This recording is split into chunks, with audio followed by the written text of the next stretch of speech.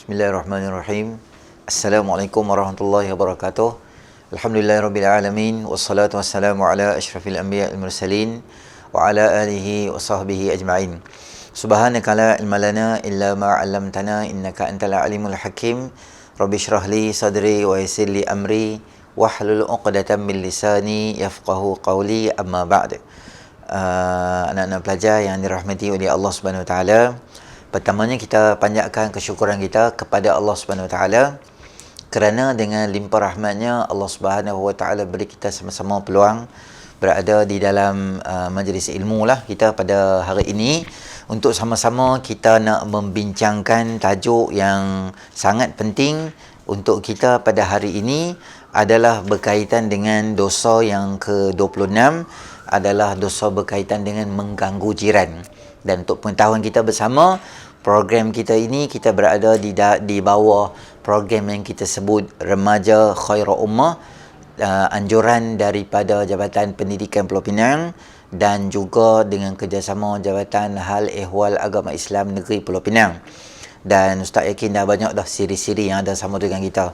Baik, untuk kita nak meneruskan program hari ini, kalau boleh semua kamu yang ada untuk dengar program ni ada sedikit macam kita kata kertas ke, ada pen ke, nak catat apa-apa.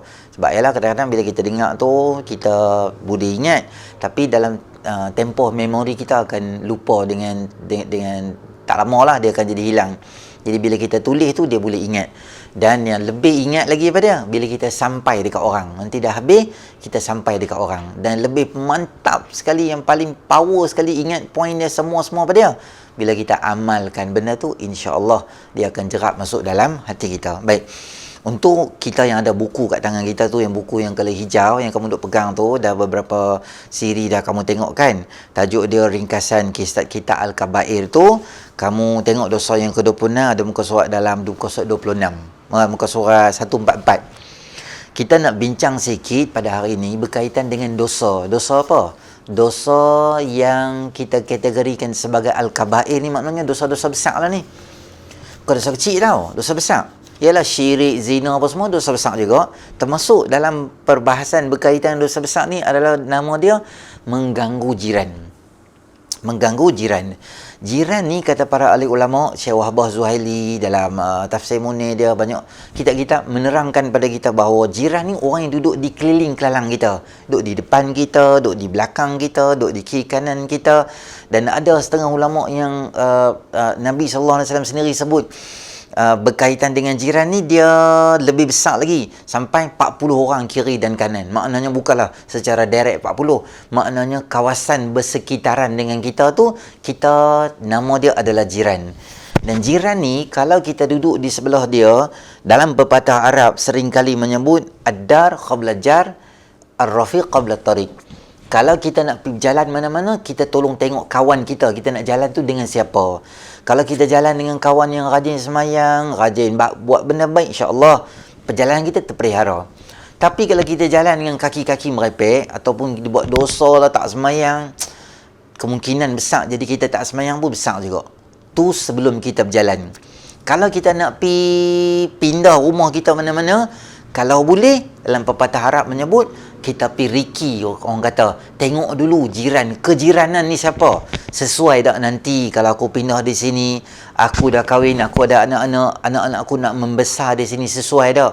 Allah, depan rumah kita tu ada taman permainan.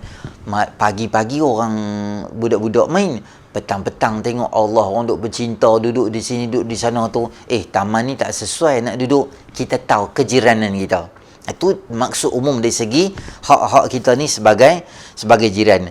Kata Nabi SAW dalam hadis, la yu'minu ahad, wallahi la yu'min, wallahi la yu'min, wallahi la yu'min.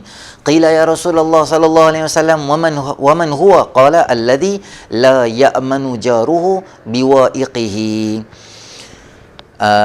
Demi Allah tak beriman, demi Allah tak beriman. 3 kali Nabi ulang. Sahabat Nabi SAW dia bertanya, wahai Rasulullah, siapa yang tak beriman tu? Nabi duk ulang 3-4 kali tu, siapa dia? Nabi SAW kata siapa dia? Ingat bila kita dengar nama Nabi, kita kena kata apa? Sallallahu alaihi wasallam. Kena kata sallallahu alaihi wasallam. Banyak kali dah. Mungkin kamu akan dengar Ustaz cakap lagi berkaitan dengan apa Nabi Muhammad tu, kamu jangan dengar je, kamu macam automatik mulut kamu kata sallallahu alaihi wasallam, kata pelan-pelan kat diri pun tak apa. Kalau tengok kawan kita tu dia macam tak ingat sangat, kuat sikit bagi kawan dengar. Yang khiau kuat bagi satu dewan, satu bilik tu dengar sallallahu, jangan buat itu. Kawan sebelah ingatkan dia saja. Sahabat tanya, "Wahai Rasulullah SAW, siapa tak beriman tu siapa?" Maka kata Nabi SAW, itulah dia orang yang jiran dia tak rasa aman dengan dia. Jiran dia rasa, orang Pulau Pinang kata, rasa semak perut dengan dia. Tengok dia balik, kita rasa Allah. Orang macam ni, Nabi SAW bagi satu gambaran buruk pada dia kerana jiran dia tak aman dengan dia. Sebab apa jiran dia boleh jadi tak aman dengan dia? Jiran dia boleh jadi tak aman dengan dia dengan banyak benda yang jiran dia tak boleh jadi aman dengan dia.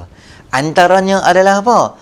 Dia tak suka mencaci jiran sebelah dia, ataupun dia mendatangkan pemusuhan untuk dia, ataupun jiran dia tu menghina pemberian yang sedikit. Adalah macam-macam benda yang boleh menyebabkan jadi berkeli dan jadi gaduh. Ustaz nak ingatkan pada kamu, kita bila hidup ni berjiran ni, kita cerita konsep jiran umum dulu lah, jiran keluarga dulu. Jiran apa? Jiran taman kita, tempat kita duduk. Ataupun kita duduk flat, atas bawah lah. Atas kita siapa, kita kena kenal juga. Bawah kita siapa, kita kenal juga. Kiri kanan siapa, kita kenal. Kita ni, bila mai, yalah sekarang-sekarang ni masing-masing kerja, kadang kita tak dan berteguk siapa, kita pun tak kenal. Jiran siapa pun tak tahu, anak dia siapa pun tak tahu, kita tak tahu apa. Sampai satu kes yang jadi, yang sampai, tahu cerita apa? Ada orang jiran sebelah rumah dia pindah. Fikir apa dia pindah? Pukul 11.30 dia pindah rumah. 12 pindah rumah.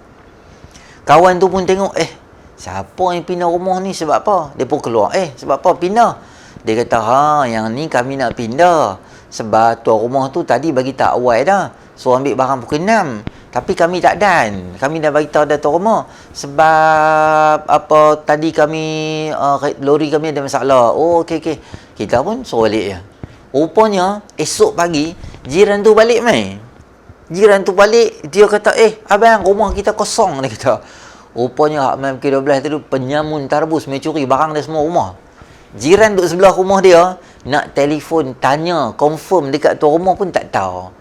Hello, Assalamualaikum. Nak tanya betul ke hampa ada sewa lori nak sewa nak main pukul 6 ambil barang?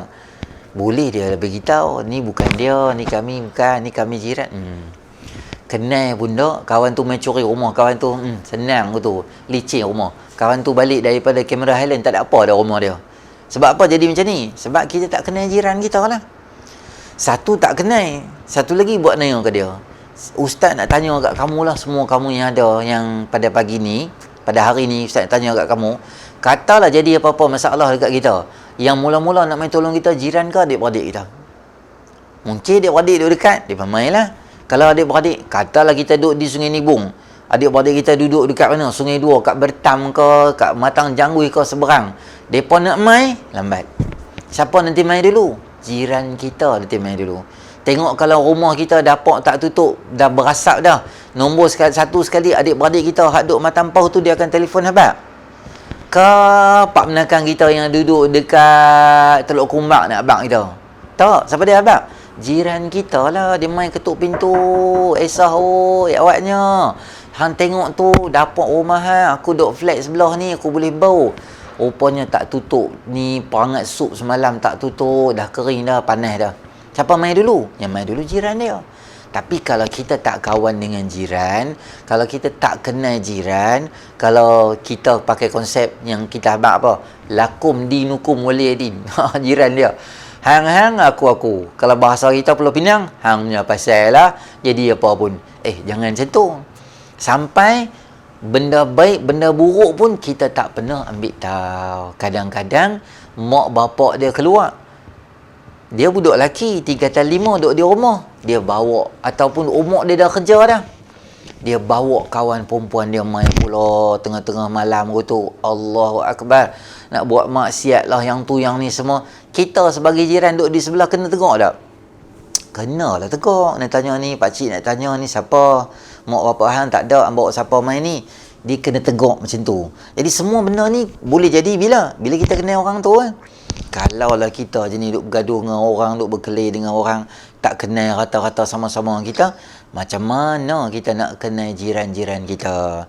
Dan Nabi SAW sebut dalam sebuah hadis, kata Nabi SAW, rajulun inna fulanata yadhkuru min kathrati salatiha wa siyamiha wa sadaqatiha ghaira annaha tu'dhi jiranaha bilisaniha hiya finnar. Kata Nabi SAW, ada satu orang lelaki, dia main kat Nabi SAW, dia kata, wahai Rasulullah SAW, ada satu orang perempuan, dia ni bagus, semayang tak tinggal, puasa tak tinggal, ibadat banyak lah, memang kemas lah ibadat dia. Tapi, dia sangat dikenali dengan orang yang suka buat menyakiti jiran dia, suka buat naya kat dia, suka zalimi dia. Maka Nabi SAW menyebut, orang itu boleh menyebabkan dia tu masuk dalam neraka Allah Subhanahu Wa Taala. Pernah tak tengok orang buat naya ke jiran gitu? Ada. Tak sembang, bergaduh sama jiran. Sebab apa? Sebab parking kereta depan rumah aku. Bukan ada apa. Kadang-kadang kenuri kan, orang dia beradik main parking depan rumah dia. Berkelit, tarik rambut. Tarik rambut. Fight. Sebab apa? Sebab salah parking depan rumah. Kadang-kadang dia buat naya kawan jiran dia buat apa? Kalau rumah flat, sambil jalan ke tu, kasut dia ada kat luar rumah kan, dia terajang kasut kawan tu pergi sebelah jauh sana tu. Kawan tu nak pergi kerja, esok pagi cari kasut tak ada. Silap lagi bilang dia baling kasut turun bawah. Hak tu lagi naya. Kalau dia terajang pergi kawan sebelah, tak apa lagi. Lepas tu kan jiran kalau flat dia pokok kan. Dia ni bawa pisau kecil gitu, sambil jalan sambil toreh pokok ros kawan tu. Zap. Petang kawan tu nak siram pokok, tengok semua pokok dah. Dia tak layu tapi patah. Semua patah tu. Siapa buat naya dia? Jiran dia buat naya kat dia. Yang ni orang yang sangat-sangat dibenci. Baginda Nabi SAW menyebut, man kana yu'minu billahi wal yaumil akhir fala yu'dhi jarahu. Siapa-siapa yang beriman pada Allah Subhanahu Wa Taala dan beriman pada hari akhirat, jangan sesekali dia buat naya pada jiran dia. Baik, baginda Nabi SAW ajak pada kita tentang banyak lagi benda. Kalau dengan jiran ni, ada kadang-kadang kita tengok dalam klip-klip video sampai kat social media kan, kat WhatsApp lah, dalam grup lah, apa dia? Kawan ni sapu-sapu sampah dia cantik lah, tak ada buat apa. Dia buang sampah semua kat rumah jiran gitu. Hak tu mana ya? Kawan tu sampai bawa CCTV. Dia tengok, memang dia sapu elok, makcik tu sapu elok tu.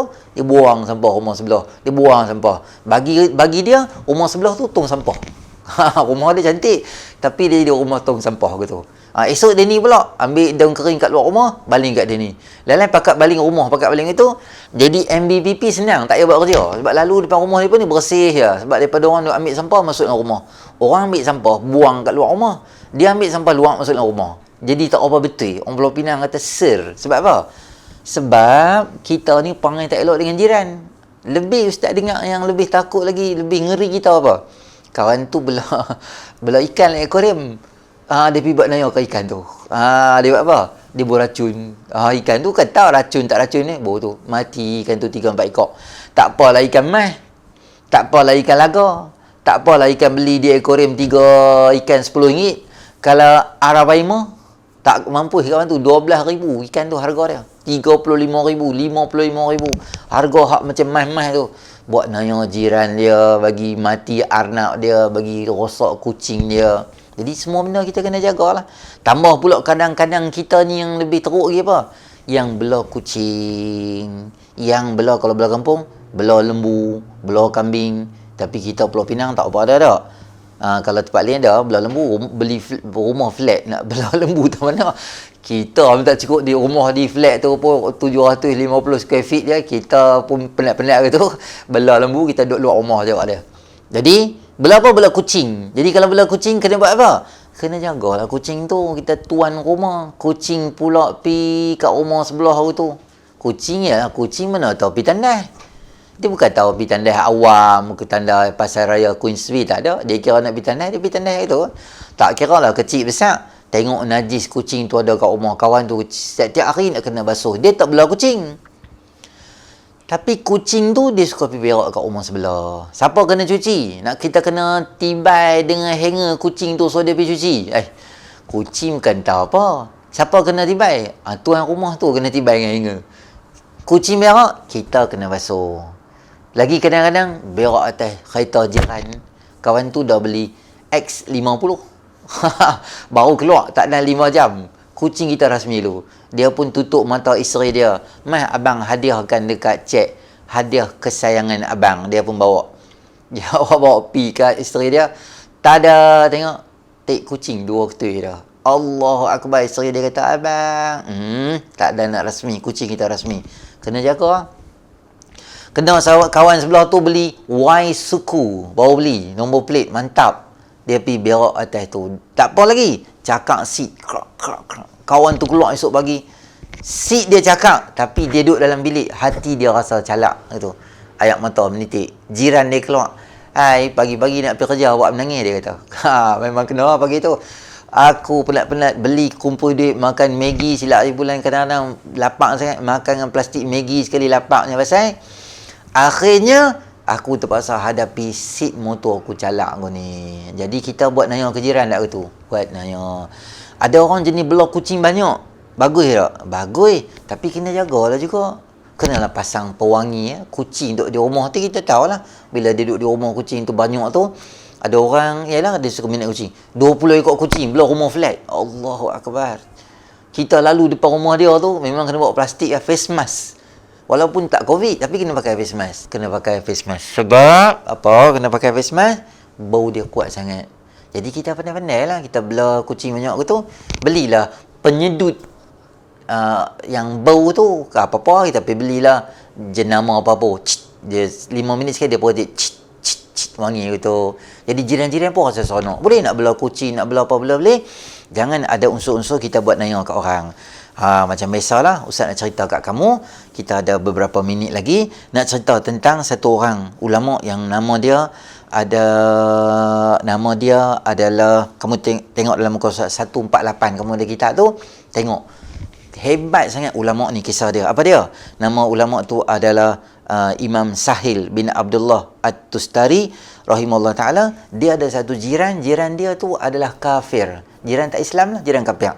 Kita nak bincang jiran Islam ke jiran kafir ke, tak boleh buat nanya kat dia. Buat baik pada dia, tak salah. Kita ada makanan lebih, masak bagi kat dia. Imam Sahal Tustari rahimahullah ta'ala ni, apa yang berlaku pada dia? Rumah sebelah ni, rumah dia tu, tandas dia tu dah rosak dah. Tandas rumah orang kafir tu dah rosak. Apa yang berlaku adalah najis yang keluar daripada tandas dia tu dah rosak, melimpah mai ke rumah Imam Sahil bin Abdullah At-Tustari. Melimpah. Imam Sahil buat apa? Tiap-tiap malam sebelum dia tidur, dia akan angkut najis semua kawan tu, dia pergi lempak, dia bersihkan rumah tu. Esok dia tahan lagi. Lepas tu esok dia pergi lempak. Benda tu dia tak bagi tahu dekat orang kafir tu. Dia tak bagi tahu kat jiran kafir dia tu, kata tandas dia rosak. Dia nak jaga hati jiran dia tu. Padahal dia bukan Islam, padahal dia ni ulama yang besar. Dia biar angkat najis, buang. Berapa lama? Sampai punya lama apa yang berlaku. Tempoh itu yang sangat lama sampai tak diketahui oleh orang.